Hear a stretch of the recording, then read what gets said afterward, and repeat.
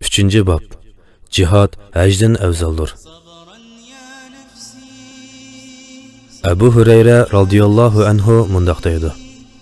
Rasululloh sallallohu alayhi va sallamdan qaysi amal eng afzal deb so'raldi. Rasululloh sallallohu alayhi va sallam Alloh va uning rasuliga iymon keltirish dedi. Ondan qaysi deb so'raldi. Rasululloh sallallohu alayhi va sallam Alloh yo'lida jihad qilish dedi. Ondan qaysi deb so'raldi. Rasululloh sallallohu alayhi va sallam to'g'ri ravishda qilingan haj deb javob berdi. Abdullah ibn Amr radhiyallohu anhu mundaq deydi. Alloh yo'ldagi bir qitimliq safar 50 qitimliq hajdan afzaldir. Umar ibn Xattob radhiyallohu anhu mundaq deydi. Sizlar hajni lozim tutinglar. U Alloh buyurgan yaxshi amaldir. Ammo jihad uningdan afzal. Abdurrahman ibn G'anam Ash'ari radhiyallohu anhu mundaq deydi. G'azotdan ilgari qilingan haj 10 g'azotdan yaxshidir. Ammo hajdan keyin qilingan g'azot 80 hajdan yaxshidir. Anas ibn Malik radhiyallohu anhu mundaq degan. Farz haj qilib bo'lgan kishi uchun Alloh yo'lida g'azot qilish 10 hajdan yaxshiroqdir. Zirar ibn Amr mundaq deydi. Jihad maydonida uzun turib haj qilishni ko'nglim tartib qildi-da, Haram masjidida ibodat qilishni iroda qilib hajga tayyorlandim. Ondan qarindoshlarim bilan qo'shashmoqchi bo'lib, avval Isaq ibn Abdullah ibn Abu Arfaning qishig'iga keldim. U qayerga bormoqchi bo'lyapsan, ey Zirar dedi. Men haj qilayimkin deyman degandim. U nima sabab seni jihad qilish niyatingdan susashtirib qo'ydi dedi. Men hech narsa. Jihad maydonida uzun muddat turibdiman. Shunga haj qilishni va haram masjidida turib ibodat qilishni iroda qilib qoldim dedim. U ey Zirar, sen o'zing yaxshi ko'rgan narsani emas, balki Alloh yaxshi ko'rgan narsani qilgan.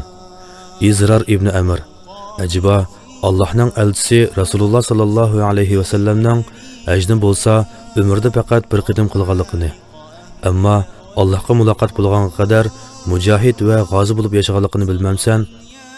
Ey Zirar ibn Amr, agar sen haj qilsang, faqat o'zing qilgan haj va umrning ajrini olsan. Lekin ribotda tursang va jihad qilsang, necha yuz minglagan kishilar qilgan haj va umrning ajrini olsan.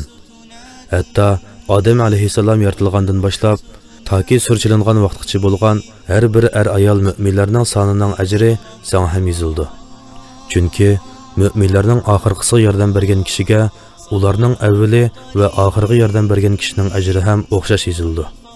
Shundaqla kimki mushriklarning oxirgisi bilan jihad qilsa, Odam alayhissalom yaratilgandan boshlab toki surchilingan vaqtgacha bo'lgan har bir mushrik bilan jihad qilganning ajrini mushriklarning avvali va oxiri bilan jihad qilgan kishining ajrini ham oldi. U yana Alloh nozil qilgan Tavrat, Injil, Zabur va Qur'ondagi har bir harf sonining ajrini oldi. Chunki u Allohning nurining o'chirilmasligi uchun jihad qildi. Ey Zirar ibn Amr, ajiba sen daraja jihatda payg'ambarlik darajasiga eng yaqin kishilarning faqat olimlar va mujohidlar ekanligini bilmamsan dedi. Men Alloh sana rahmat qilsin. Nima uchun shunday bo'ldi deb so'rab edim. U chunki olimlar Allohning o'z bandalariga va zaminga tushirgan buyruqlarini mustahkamlashdan iborat payg'ambarlar ilib kelgan haqiqatni tiklaydi va kishilarni Allohga ibodat qilishga da'vat qildi.